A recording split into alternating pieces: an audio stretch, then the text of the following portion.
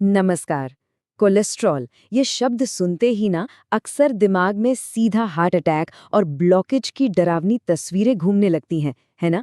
लेकिन आज के इस एक्सप्लेनर में इस डर को साइड में रखकर इसके असली विज्ञान को डिकोड किया जाएगा। बिल्कुल आसान और सीधी भाषा में, बिना किसी घबराहट के सच्चाई से पर्दा उठाते हैं। चलिए, शुरुआत एक बहुत ही दिलचस्प सवाल से करते हैं। क्या काजू खाने से सच में कोलेस्ट्रॉल बढ़ता है? अक्सर फैट के डर से काजू जैसी चीजों को तो लोग अपनी डाइट से ही पूरी तरह बाहर कर देते हैं। लेकिन क्या इस बात में कोई भी वैज्ञानिक सच्चाई है? जैसे जैसे ये चर्चा आगे बढ़ेगी, इसका एक ऐसा जवाब सामने आएगा जो डाइट को लेकर सोचने का नजरिया ही बदल देगा।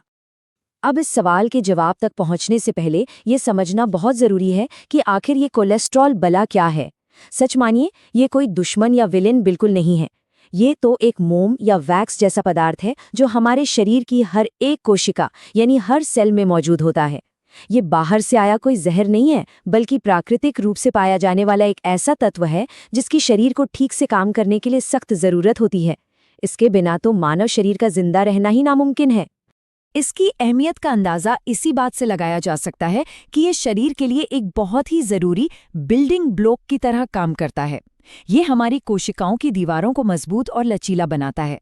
इतना ही नहीं, शरीर में कई जरूरी हार्मोन्स बनाने के लिए ये कच्चे माल का काम करता है, विटामिन डी बनाता है और खाना पचाने वाले बाइल जूस का भी निर्माण करता है। मतलब साफ है, शरीर को इस मोमी पदार्थ की बहुत जरूरत है और ये अपने आप में बिल्कुल भी हानिकारक नहीं है। अब मेडिकल रिपोर्ट्स में कुछ भारी भरकम शब्द देखकर अक्सर कंफ्यूजन हो जाता है, लेकिन इन्हें समझना ना बहुत ही आसान है।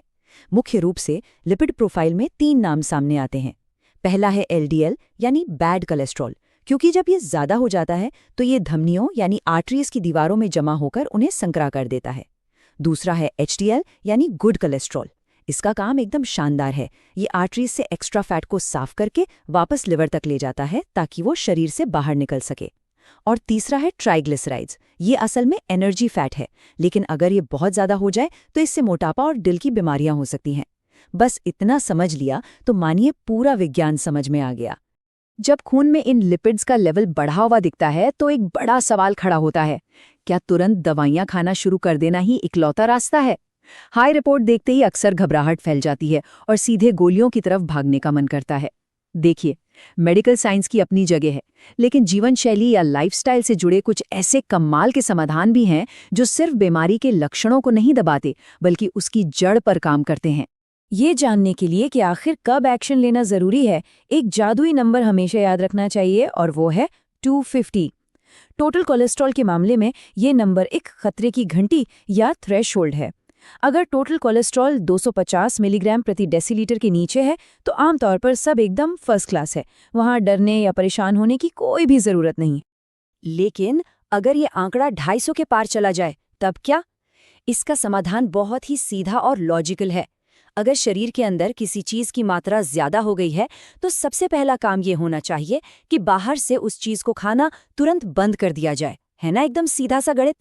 अगर अंदर पहले से ही एक्सेस है तो बाहरी स्रोतों पर रोक लगाना ही सबसे पहला और सबसे जरूरी कदम होना चाहिए। अब दिमाग में ये बात आ सकती है कि भाई ये कैसे पता करें कि किस खाने में कोलेस्ट्रॉल है और किस में नहीं।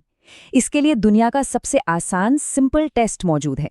बस ये देखना है कि खाना आ कहाँ से रहा है। अगर खाना जानवरों से आ रहा है, जैसे मीट, अंडा, दूध, दही, पनीर या मक्खन, तो उसमें कोलेस्ट्रॉल निश्चित रूप से होगा ही होगा। और दूसरी तरफ अगर खाना पौधों से आ रहा है, जैसे फल, सब्जियां, दालें, अनाज और काजू, तो उसमें कोलेस्ट्रॉल एकदम 0 होता है। और क्योंकि काजू पौधों से आता है, इसलिए उसमें कोलेस्ट्रॉल की मात्रा हमेशा 0 होती है। इस पूरी साइंटिफिक सच्चाई को एक बहुत ही बेहतरीन लाइन में समझा जा सकता है। ऊपर वाले ने पौधों को कोलेस्ट्रॉल बनाने की ताकत दी ही नहीं है। जी हाँ, किसी भी पौधे के लिए कोलेस्ट्रॉल बनाना बायोलॉजिकली इम्पॉसिबल है। तो जो सवाल हमने शुरुआत में पूछा था, उसका जवाब एकदम शीशे की तरह साफ है। काजू खाने से कोलेस्ट्रॉल हरगिज नहीं बढ़ता। पौधों से मिलने वाला हर एक खाना कोलेस्ट्रॉल के नजरिए से 100% सुरक्षित है।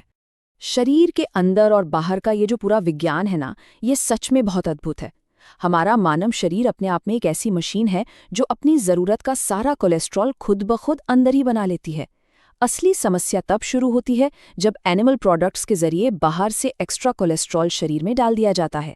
यही बाहरी कोलेस्ट्रॉल वो खतरनाक एक्सेस बन जाता है जिसे शरीर संभाल नहीं पाता और फिर आर्टरीज में ब्लॉकेज जैसी दिक्कतें शुरू हो जाती हैं। चलिए अब इसी चीज को आयुर्वेद के नजरिए से देखते हैं, जो लिपिड बैलेंस पर बहुत ही गहरी बात कहता है। आयुर्वेद के अनुसार कुछ आदतें ऐसी हैं जिनसे बिल्कुल दूर रहना चाहिए, जैसे खाना पकाने के एक ही तेल को बार बार गर्म करके इस्तेमाल करना। ये धमनियों के लिए किसी जहर से कम नहीं है। सूरज ढलने के बाद भारी खाना खाने से शरीर में आम यानी टॉक्सिन्स पैदा होते हैं, क्योंकि रात में पाचन तंत्र धीमा हो जाता है। इसके अलावा दिन में सोने की आदत से शरीर में कफ और मेद धातु बढ़ती है, जो कोलेस्ट्रॉल बढ़ने का एक बहुत बड़ा कारण है। इन आदतों को बदलना एक बहुत बड़ा गेम चेंजर साबित हो सकता है। अब अगर इन आदतों को छोड़ना है तो फिर सही दिनचर्या क्या होनी चाहिए? एक एक्टिव रूटीन सिर्फ बीमारी के लक्षणों को नहीं दबाता, बल्कि उसकी जड़ पर वार करता है। पहला कदम, रोजाना 30 मिनट की ब्रिस्क वॉक या तेज चाल। ये उस अच्छे HDL कोलेस्ट्रॉल को बढ़ाने का सबसे आसान तरीका है। दूसरा कदम, सूर्य नमस्कार। ये ना सिर्फ पाचन तंत्र को मजबूत करता है, बल्कि वजन को भी कंट्रोल में रखता है। और तीसरा कदम, कपालभाति प्राणायाम। इसे तो शरीर से सारे टॉक्सिन्स बाहर निकालने और कोलेस्ट्रॉल कम करने के लिए एकदम वरदान माना गया है। इसी एक्टिव रूटीन को आगे बढ़ाते हुए आयुर्वेद कुछ खास योग आसनों की भी सलाह देता है, जैसे भुजंगासन, जिसे कोबरा पोज भी कहते हैं। ये बहुत ही लाभदायक है। वज्रासन को खाना खाने के तुरंत बाद करने की सलाह दी जाती है, ताकि खाना सही तरीके से पच सके। और सर्वांगासन, जिसे शोल्डर स्टैंड कहते हैं, ये लिपिड के लेवल को बैलेंस रखने में बहुत मदद करता है। ये शारीरिक मुद्राएं शरीर के अंदरूनी बैलेंस को बनाए रखने के लिए बहुत ही शानदार टूल्स हैं। अब ये सारी चर्चा एक बहुत ही अहम और आखिरी विचार की तरफ ले जाती है। क्या सिर्फ एनिमल प्रोडक्ट्स को ना कहकर एक प्लांट बेस्ड रूटीन अपनाना उस 250 वाले थ्रेशोल्ड को पार करने का सबसे पक्का और बेहतरीन इलाज हो सकता है? ये वाकई सोचने वाली बात है। सिर्फ गोलियों के भरोसे बैठे रहने की बजाय प्लांट बेस्ड डाइट अपनाकर बाहरी कोलेस्ट्रॉल को रोकना और खुद को एक्टिव रखना, ये शरीर को प्राकृतिक तरीके से हील होने का मौका देता है। अपनी सेहत का कंट्रोल वापस अपने हाथों में लेने का ये एक बहुत ही सिंपल लेकिन बेहद पावरफुल फॉर्मूला है। कोलेस्ट्रॉल को नियंत्रित करने और हृदय स्वास्थ्य को बेहतर बनाने के शक्तिशाली आयुर्वेदिक तरीके। असल में लहसुन, मेथी, अर्जुन छाल और त्रिफला जैसे प्राकृतिक तत्वों के उपयोग से और एक बेहतरीन दिनचर्या अपनाकर दिल को कैसे सुरक्षित रखा जा सकता है, आज इसके विज्ञान और आयुर्वेद के संगम को बहुत करीब से समझेंगे। आइए सबसे पहले बात करते हैं मॉर्निंग पावर, यानी सुबह की सही शुरुआत की।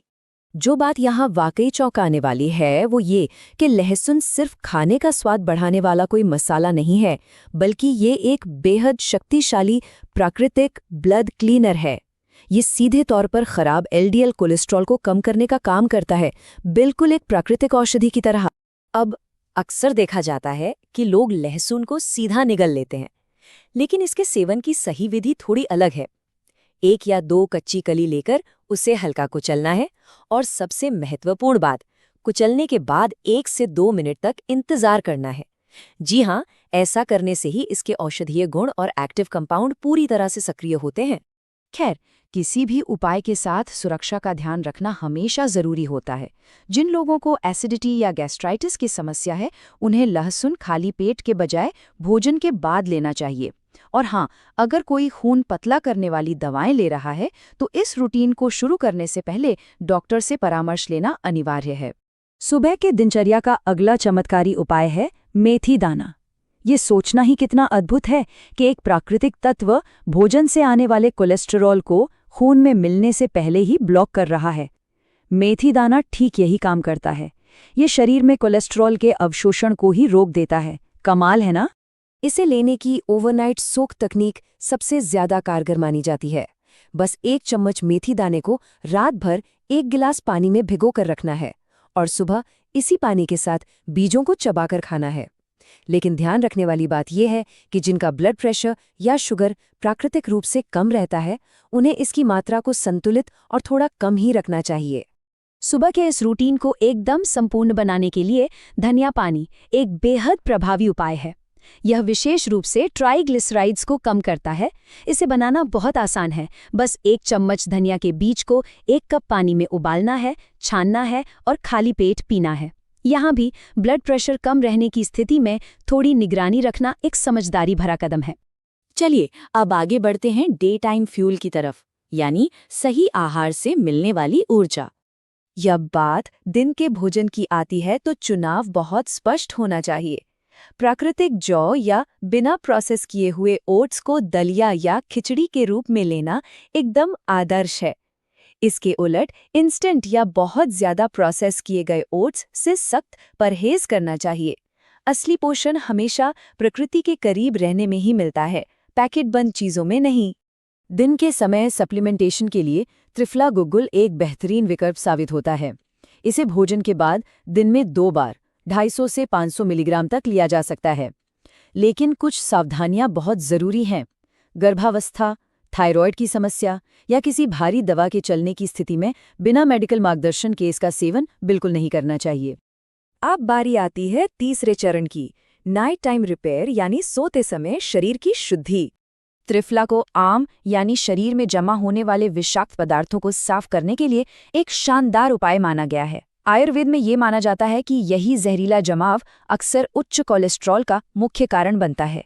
त्रिफला न केवल इन टॉक्सिन्स को बाहर निकालता है, बल्कि पाचन तंत्र में भी जबरदस्त सुधार लाता है। त्रिफला लेने का सबसे सही तरीका है रात को सोने से ठीक पहले 3 से 5 ग्राम यानी करीब 1 चम्मच पाउडर गुनगुने पानी के साथ लेना। यहाँ एक बहुत ही व्यावहारिक सलाह ये है कि अगर पाचन बहुत अधिक सक्रिय हो जाए या लूज मोशन जैसा महसूस हो तो बस इसकी मात्रा थोड़ी कम कर देनी चाहिए। हृदय को एक अभूतपूर्व सपोर्ट देने के लिए अर्जुन छाल का सेवन बहुत ही कारगर है। इसे काढ़े के रूप में लेने के लिए 1 चम्मच पाउडर को 1 कप पानी में आधा रहने तक उबालना होता है। इसका दूसरा बेहतरीन विकल्प है क्षीरपाक विधि, जहां आधा चम्मच छाल को 1 कप दूध और 1 कप पानी के साथ पकाया जाता है।